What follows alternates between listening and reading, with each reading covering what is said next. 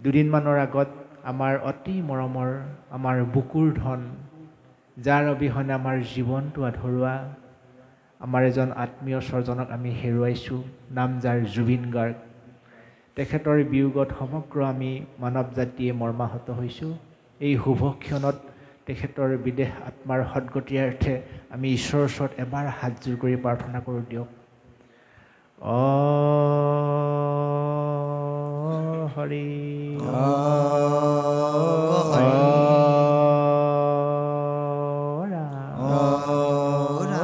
দুনাই যেন আমি তেনেকুৱা বজ্ৰবাক্য শুনিবলৈ নেপাওঁ। আমাৰ আপোন কোনো সন্তান যাতে তেনেকুৱা অকাল বিয়োগ নহওক, এই উদ্দেশ্যে আমি সকলোৱে ঈশ্বৰৰ ওচৰত প্ৰাৰ্থনা কৰিছোঁ।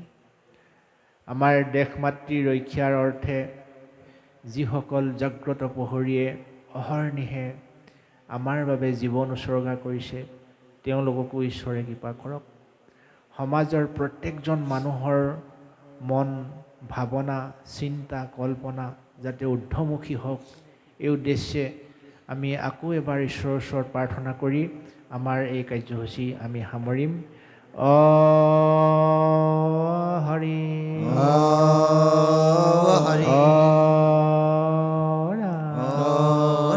গুৰুত্বপূৰ্ণ এটি বিষয়, যিটো বিষয়ে বৰ্তমান সমাজখনত বিভ্ৰান্তি সৃষ্টি কৰিছে। আমি প্ৰত্যেকজন মানুহেই নিজৰ বুদ্ধি অনুপাতে দেৱ দেৱতা ভগৱন্তক আৰাধনা কৰোঁ। পৰম ব্ৰহ্ম ভগৱন্ত হৈছে জগতৰ ঈশ্বৰ, যিজনে সৃষ্টি স্থিতিৰ লয়ৰ ঊৰ্ধত, অৰ্থাৎ সৃষ্টিৰ বাবে ব্ৰহ্মা, স্থিতিৰ বাবে বিষ্ণু আৰু সংহাৰৰ বাবে মহেশ্বৰ ৰূপ লৈ যিজনে এই সংসাৰৰ কৰ্ম সম্পাদনা কৰিছে, তেওঁৱেই হৈছে অনাদি অনন্ত শ্ৰীহৰি নাৰায়ণ। আৰু এই নাৰায়ণৰ যি গুণনাম নিজেও শ্ৰদ্ধা ভক্তিৰে শ্ৰৱণ কীৰ্তন কৰি আনকো যদি আপুনি এই পৰম ঈশ্বৰৰ গুণনাম শ্ৰৱণ কীৰ্তন কৰোৱাব পাৰে, সেইজনৰ প্ৰতি সবে দেৱ দেৱী কৃপা কৰণ তাহাক, এই বুলি উল্লেখ কৰিছে। অৰ্থাৎ অনাদি অনন্ত শ্ৰীহৰিৰ গুণনাম য'ত বিৰাজমান হৈ থাকিব, সেই ঠাইত ভগৱন্তৰ আজ্ঞাবাহী যিমানবিলাক দেৱ দেৱী আছে সকলো প্ৰসন্ন হয়। বিশ্ব ব্ৰহ্মাণ্ডত থকা যিমানবিলাক দেৱতা, যিমানবিলাক দেৱী, এইসকল অনাদি অনন্ত শ্ৰীহৰিৰ একান্ত ভক্ত। সেইকাৰণে এইসকলক গুৰুজনাৰ ভাষাৰে নিনিন্দিবা নিহিংসিমা বুলি উল্লেখ কৰা হৈছে। কোনো কাৰণতে আমি কোনো দেৱ দেৱীক নিন্দা হিংসা কেতিয়াও কৰিব নালাগে। আৰু পৰম ব্ৰহ্ম ভগৱন্ত ঈশ্বৰক যদি যি মনুষ্যই পূজা সেৱা আৰাধনা কৰে, তেওঁৰ প্ৰতি সমস্ত দেৱ দেৱীয়ে দেৱতাসকলে আপোনা আপুনি প্ৰসন্ন হওঁ বুলি উল্লেখ কৰিছে। গীতা শাস্ত্ৰত খুব সুন্দৰ এটি উদ্ধৃতি আছে। মোৰ নাম গুণ কথা গৈপে গুণে কহে, দয়াৰে আকুল হওঁ হৰিৰে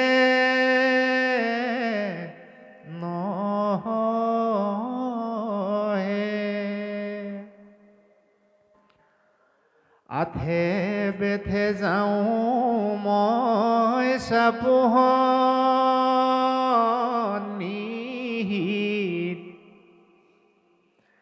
দেখিয়া তাহাক মই হওঁ আনন্দিত। খুব সুন্দৰ বৰ্ণনা যে পৰম ব্ৰহ্ম ভগৱন্তৰ গুণনাম যি মনুষ্যই গোপনভাৱেও লয়, সেই মনুষ্যৰ প্ৰতিও ভগৱন্তই সদয় হয়। গতিকে স্বচ্ছ নিকা পবিত্ৰভাৱে যদি আমি ঈশ্বৰৰ নাম লওঁ, কিয় সদয় নহ'ব? কিয় কৃপা নকৰিব? সেইকাৰণে সমগ্ৰ মানৱ জাতিকেই ঈশ্বৰক আৰাধনা কৰি মনুষ্য জীৱন সফল কৰিবলৈ মহাপুৰুষ শ্ৰীমন্ত শংকৰদেৱে আহ্বান জনাইছে। হয়,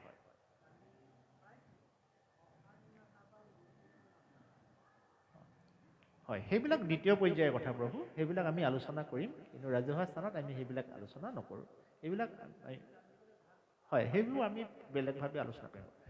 গতিকে আমাৰ লক্ষ্য উদ্দেশ্য হৈছে পৰম ব্ৰহ্ম ভগৱন্ত, ভগৱন্ত, ভগৱন্ত। ঈশ্বৰৰ অবিহনে সংসাৰখন একেবাৰে শূন্য। গতিকে ঈশ্বৰক আৰাধনা কৰিবলৈ হ'লে আমাৰ এই পঞ্চভৌতিক দেহাটো আমি সুন্দৰকৈ সজাই তুলিব লাগিব।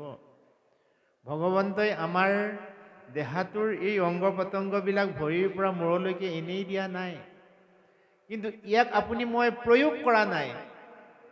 ঘৰত ডাঙৰ টিভি আছে, আপুনি যদি ৰিচাৰ্জেই কৰা নাই, টিভি কিনাৰ মূল্যই বা থাকিল ক'ত? ঘৰত জহা চাউল আছে, আপুনি যদি ৰান্ধিবলৈ আইগৰাকীক সুবিধা কৰিয়ে দিয়া নাই, জহা চাউলৰ মূল্যই থাকিল ক'ত? ঘৰত দামী গাড়ী আছে, আপুনি যদি নুঠে, গাড়ীখন কিনাৰ মূল্য থাকিল ক'ত? এই দেহাটো ভগৱন্তই দিছে, ইয়াক যদি আমি ব্যৱহাৰ নকৰোঁ, তেতিয়াহ'লে দেহাটোৰ মূল্যই থাকিল ক'ত? সেইকাৰণে মাধৱ পুৰুষে বিনাই বিনাই কান্দিছে, অ হৰি হৰি হৰি হৰি হৰি হৰি হৰি কি কাম কৰিলো আমি। হে প্ৰভু, হৰি হৰি হৰি হৰি, মই কি কাম কৰিলো? এই যিটো অনুশোচনা, এই যিটো সন্তাপ, এই যিটো বেদনা, এই যিটো ভয় লগা সংকেত মাধৱ পুৰুষে কেতিয়া কৈছে? যেতিয়া জীৱনৰ আয়ুস শেষ হৈ গ'ল, তেতিয়া এই অনুশোচনাটো আহিছে জীৱসকলৰ।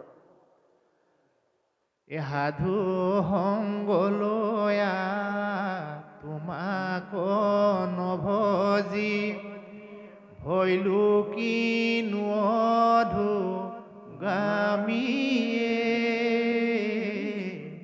হৰি হৰি হৰি হৰি হৰি হৰি হৰি কি কাম কৰিলো হে ৰাম, নিজ দাস হৈয়া সেৱা তেজিলো, এহি দুখে ঘোৰ আপদে মজিলো। হৰি হৰি হৰি হৰি হৰি হৰি হৰি কি কাম কৰিলো আমি। মই যে ব্যৰ্থ জীৱন কটালো, মই ব্যৰ্থ জীৱন কটোৱাৰ কাৰণে মোৰ মা দেউতা জগৰীয়া নহয়, মোৰ ককাই ভাই আত্মীয় স্বজন সমাজখন জগৰীয়া নহয়। মোৰ জীৱনটো ব্যৰ্থ হোৱাৰ কাৰণে জগৰীয়া কোন? মই নিজেই। নিজ দাস হৈয়া সেৱা তেজিলো, এহি দুখে ঘোৰ আপদে মজিলো। মই যদি সময় থাকোঁতেই সাধু সংগ ললোহেঁতেন, মই যদি সময় থাকোঁতেই সৎকৰ্ম কৰিলোহেঁতেন, মই আজি জীৱনৰ বিয়লি বেলিকা এই অনুশোচনাত ভুগিব লগা নহ'লহেঁতেন। তেতিয়াহ'লে সৎকৰ্ম কোনবিলাক? অ পাৱ দুই দিলা তীৰ্থ কৰো গমন,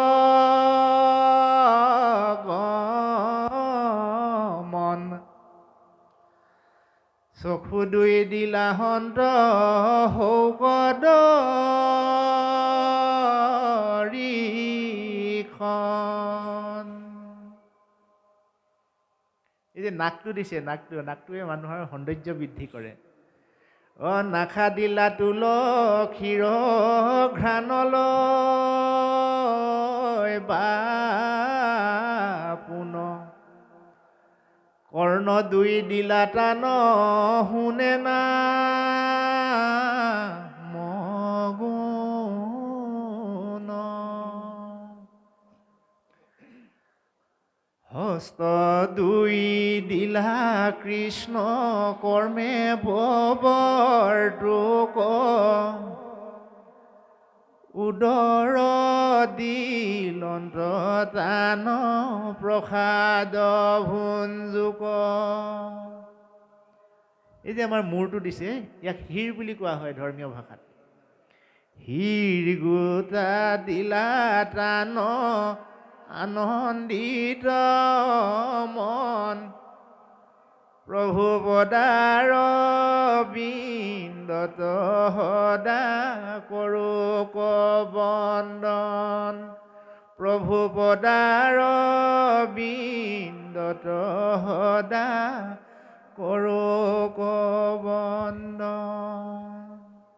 যি মনুষ্যই এই হীৰটোৱে পৰম ব্ৰহ্ম ভগৱন্তৰ চৰণত সদায় বন্দন কৰে, সেই মনুষ্যৰ জীৱন জ্যোতিময় হ'ব হ'ব হ'ব হ'ব।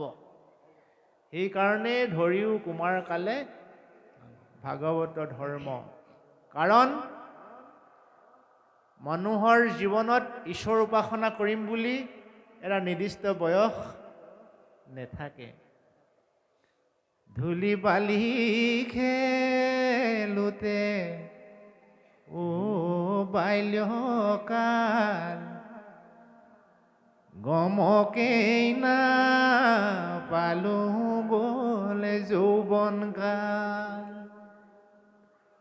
গৃহস্থালী সংসাৰৰ চৌষষ্ঠি জঞ্জাল, তোমাক বাৰু প্ৰভু ভজিম কোন কাল।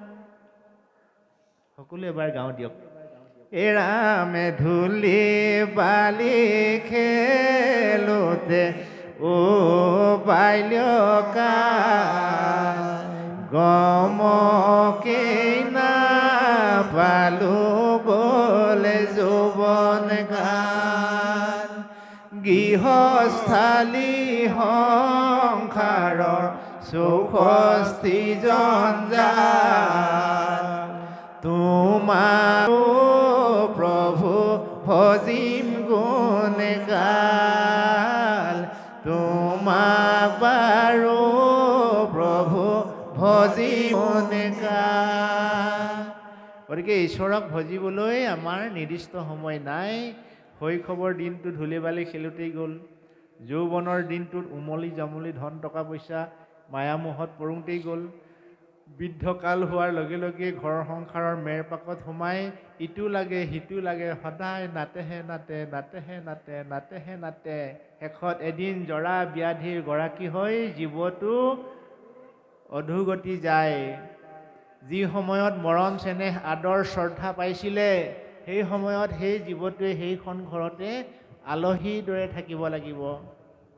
যিখন ঘৰত এদিন মালিকৰ দৰে আছিলে আপুনি, সকলোৰে ক্ষেত্ৰত ইয়াত কোনো ৰেহাই নাই। যিখন ঘৰ মই সাজিছিলোঁ, মই বুলি কওঁ যে, মই বনোৱা ঘৰ এইটো, মই কিনা গাড়ী এইখিনি, মোৰ ল'ৰা ছোৱালী, মোৰ সম্পত্তি, কিন্তু মই এদিন সেইখন ঘৰৰ আলহী হ'ব লাগিব দেহি ঐ। আলহী মানে কি? এজন অকণমান সময়ৰ কাৰণে আহা ব্যক্তি, যিজনক চাহ তামোল খুৱাই পেলাই পঠিয়াই দিয়া হয়। আমি প্ৰত্যেকজন মানুহেই ঘৰখনৰ আলহী হৈ এদিন যাবগৈ লাগিব। এ মনুষ্যৰ জনম লৈ লবা বিদায়, জীৱনৰ মায়ামোহ নাথাকে সদায়। হৈ যাবগৈ লাগিব চাৰিটিৰ কান্ধতে বগা কাপোৰৰে আঁৰত লোক। ভাবিলেই মনবোৰ ভয় লাগি যায় অ'। গতিকে তেজ বল থাকোঁতেই পৰম ব্ৰহ্ম ভগৱন্তক আৰাধনা কৰি সেই বিপদৰ পৰা ৰক্ষা কৰাৰ উপায় তুমি কৰা, এই বুলি গুৰুজনাই আমাৰ সমগ্ৰ মানৱ জাতিকে এই বাৰ্তাটো দিছে। আৰু গুৰুজনাই সমগ্ৰ মানৱ জাতিকে এই বাৰ্তাটোৰ যোগেদি পৰম ব্ৰহ্ম ভগৱন্তৰ যি অৱতাৰ, সেই অৱতাৰ বাস্তৱায়িত কৰিব খুজিছে। কাৰণ আপুনি মই এলাপেচা ব্যক্তি নহয়, আমি পৰম ব্ৰহ্ম ভগৱন্তৰ আটাইতকৈ ভাল পোৱা জীৱ শ্ৰেষ্ঠ মানুহ। আজি আমাক যদি কোনোবাই কয় যে আপোনাৰ ঘৰৰ ৱাল ভাঙি বনৰীয়া হাতীয়ে বাৰীৰ ফচল খাইছে, আমি ইয়াত যিমান মাংগলিক, যিমান মহান কাৰ্যসূচী থাকিলেও আমি এক মুহূৰ্ত ৰৈ থাকিব নোৱাৰিম, লৰ দি যাম ঘৰলৈ। কিয় যাম? যে মই গঢ়া সম্পত্তিক যাতে ক্ষতি নহয়, নহয়নে? তদ্ৰূপ সেই ঘৰখনৰ সেই সম্পত্তিখিনিয়ে হৈছে এই সংসাৰৰ জীৱবিলাক। আৰু সেই ঘৰৰ মালিক যেনেকৈ মই সেই ঘৰৰ অপকাৰৰ কথা গম পোৱাৰ লগে লগে মই যেনেকৈ ঢাপলি মেলি যাম, তদ্ৰূপ আমাৰ সংসাৰৰ মালিক হৈছে পৰম ব্ৰহ্ম ভগৱন্ত। সংসাৰখন যেতিয়া বিনষ্ট হয়, সংসাৰখনত যেতিয়া দস্যু দানৱ অসৎ প্ৰবৃত্তি যেতিয়া উকমুকনি, যেতিয়া অত্যাচাৰ বেছি হয়, তেতিয়া ভগৱন্তই বৈকুণ্ঠৰ ধামৰ পৰা লৰি আহি দুষ্টক দমন আৰু শান্তক পালন কৰিবৰ কাৰণে যুগে যুগে এই ধৰাধামত অৱতাৰ হয়। তাৰে এক অৱতাৰ মহাপুৰুষ শ্ৰীমন্ত শংকৰদেৱ। আৰু সমগ্ৰ মানৱ জাতিক একতাৰ দোলেৰে এখন বৰ্ণিল সমাজ প্ৰতিষ্ঠা কৰি মানৱীয় গুণৰ প্ৰমূল্যবোধেৰে জীৱন উজ্জীৱিত কৰিবলৈ মহাপুৰুষ গুৰু শ্ৰীমন্ত শংকৰদেৱে বৰ অসম প্ৰতিষ্ঠা কৰিছিল, এক শৰণ হৰিনাম ধৰ্মৰ মাজেৰে। আৰু আমাৰ মানুহবিলাকে কি কৰিছোঁ? আমি বুজাবুজিৰ অভাৱত, কথাষাৰ মন কৰিব দেই, মহাপুৰুষ গুৰু শ্ৰীমন্ত শংকৰদেৱে দি থৈ যোৱা মহাপ্ৰসাদ আমি বিলাই ল'ব নজনাৰ কাৰণে আমাৰ মাজত আজি কঙাল হৈছে, আমাৰ মাজত আজি সন্ত্ৰাসৰ সৃষ্টি হৈছে, আমাৰ মাজত আজি ভাগ ভাগ হৈছে, আমাৰ মাজত আজি ইজনে সিজনৰ লগত আমি আত্মিক ভাৱৰ পৰা আমি বহু যোজন আঁতৰি আছোঁ। ইয়াৰ মূল কাৰণটো হৈছে আমাৰ বুজাবুজি অভাৱ। পৰম ঈশ্বৰ হৰি চৈতন্য স্বৰূপ কৃষ্ণ, পৰম ঈশ্বৰ হৰি চৈতন্য স্বৰূপ কৃষ্ণ, লক্ষীকান্ত বিষ্ণু মোৰ স্বামী। তোমাক বান্ধৱ জানি তোমাৰ আজ্ঞাক মানি, তোমাৰ প্ৰীতিৰ অৰ্থে আমি। এতিয়া কথাষাৰ সম্পূৰ্ণ পৰিস্ফুট হ'ল। আমি জীৱবিলাক স্বতন্ত্ৰ নহয়, আমি ভগৱন্তৰ প্ৰীতিৰ কাৰণে সংসাৰলৈ অহা জীৱশ্ৰেষ্ঠ মানুহ। আমি ভগৱন্তৰ প্ৰীতিৰ কাৰণেহে সংসাৰলৈ আহিছোঁ। যদি ভগৱন্তৰ প্ৰীতিৰ কাৰণে সংসাৰলৈ আহি ভগৱন্তই প্ৰীতি পোৱা কাম নকৰোঁ, আমি বাৰু ভগৱন্তৰ কৃপা কৰোণা দয়াৰ পৰা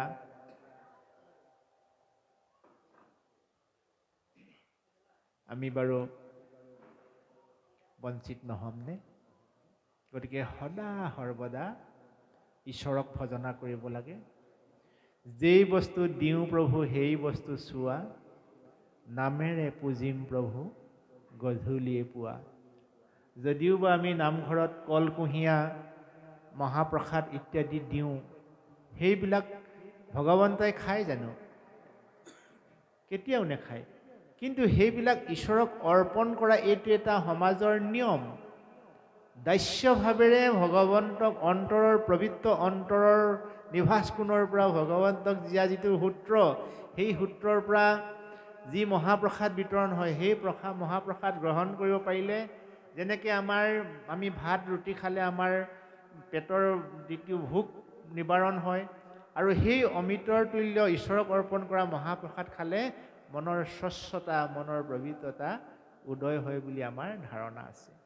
গতিকে পৰম ব্ৰহ্ম ভগৱন্তক এটা নিৰ্মল মনেৰেহে পূজা অৰ্চনা কৰিব পৰা যায়। গতিকে সেই নিৰ্মল মনৰ গৰাকী বিশ্বব্ৰহ্মাণ্ডৰ প্ৰত্যেকজন মানুহকেই হ'বলৈ মহাপুৰুষ শ্ৰীমন্ত শংকৰদেৱে এক শৰণ হৰি নাম ধৰ্ম প্ৰচাৰ কৰিছিলে।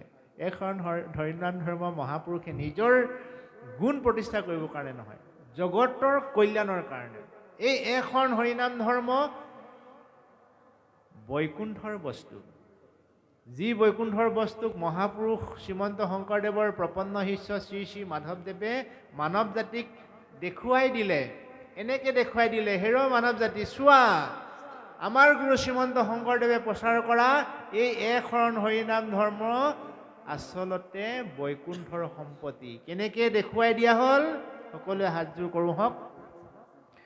হৰি নামৰ বৈকুণ্ঠৰ প্ৰকাশ প্ৰেমৰ অমৃত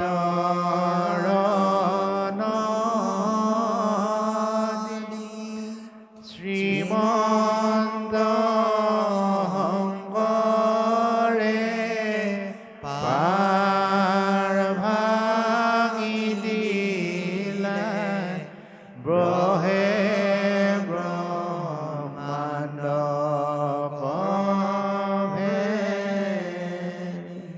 বহে ব্ৰহ্মাণ্ড কৃষ্ণ। এনেই ভাল লাগে মনটো। ঈশ্বৰৰ নাম এষাৰ গালে যিমান সমস্যা যিমান দুখ বেদনা থাকিলেও মনটো আপোনা আপুনি ভাল লাগি যায়। এই ঈশ্বৰৰ গুণনাম চহা জীৱনৰ সাধাৰণ মানুহে সহজত পোৱা বস্তু নহয়।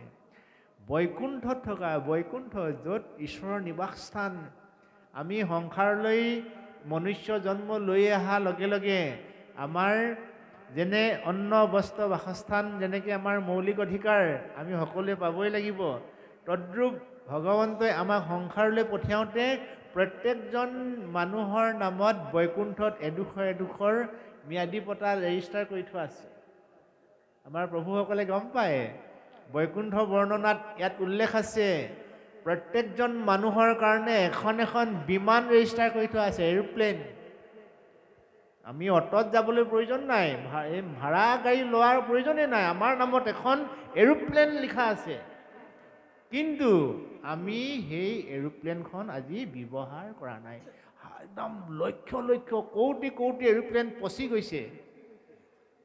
কীৰ্তনৰ বৈকুণ্ঠ বৰ্ণনাত আপোনাভাৱে ঘৰত বহি চাব, এয়া মন মাওতে কোৱা কথা নহয়। প্ৰত্যেকজন মানুহৰ কাৰণে এখন এখন বিমান ভগৱন্তই সাজু কৰি ৰাখিছে।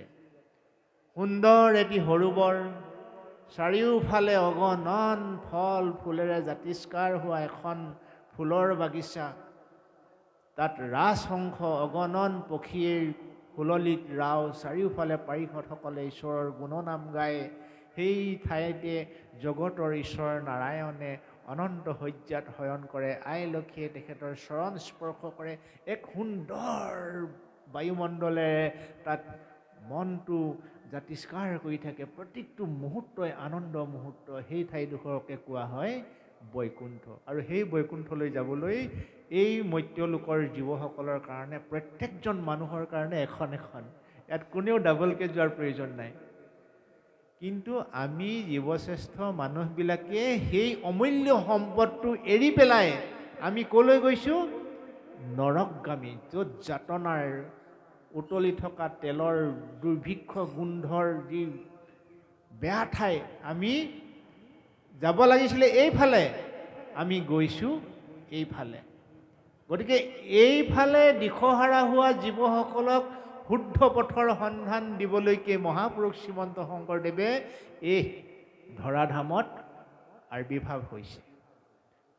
আৰু আমি জীৱসকলে যদি ভগৱন্ত কৃপা কৰোণা পাবলৈ হয়, তেতিয়াহ'লে গুৰুজনাৰ আদৰ্শ পালন কৰিব লাগিব লাগিব লাগিব।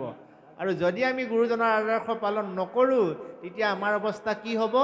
স্বয়ং গুৰুজনাই যিহেতু নগাঁৱৰ আলিপুখুৰী নামে বৰদুৱাৰ আমাৰ ওচৰৰে, ইয়াতে জন্মগ্ৰহণ কৰি জীৱনৰ বিয়লি বেলিকা আত্মীয় স্বজনৰ মুখ নেদেখাকৈ ভেলা মধুপুৰত জীৱনৰ শেষ সন্ধ্যা ত্যাগ কৰিলে।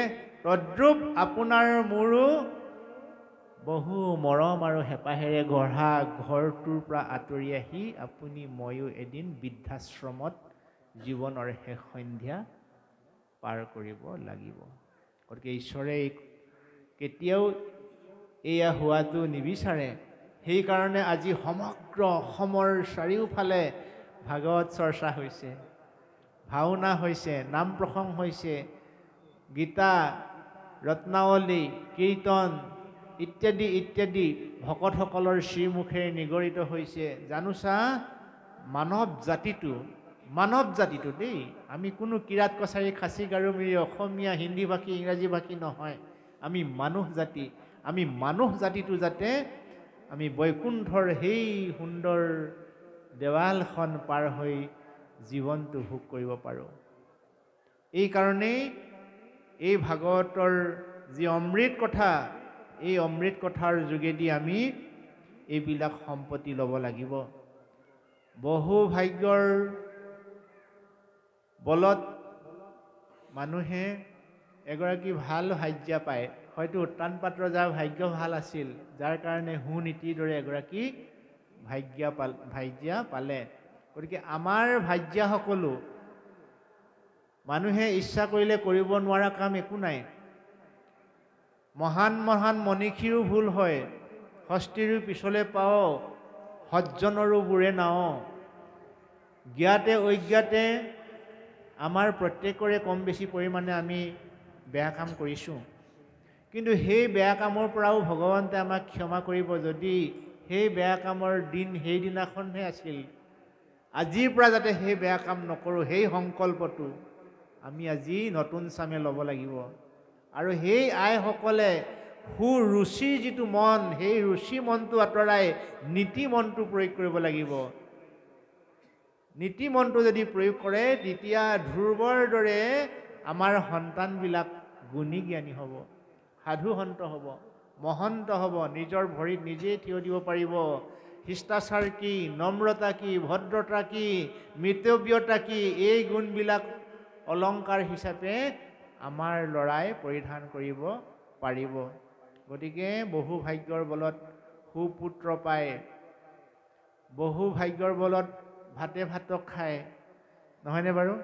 মানে বহু ভাগ্যৰ বলত সন্তৰ সংগ পায়। আজি আমি কিবা এটা আমাৰ হয়তো মা দেউতাৰ সাধনা আছিল, বা আমাৰ নিজৰ সাধনাৰ বলত আজি আমি এই নামঘৰত একেলগে বহি ঈশ্বৰৰ কথা শুনিছোঁ।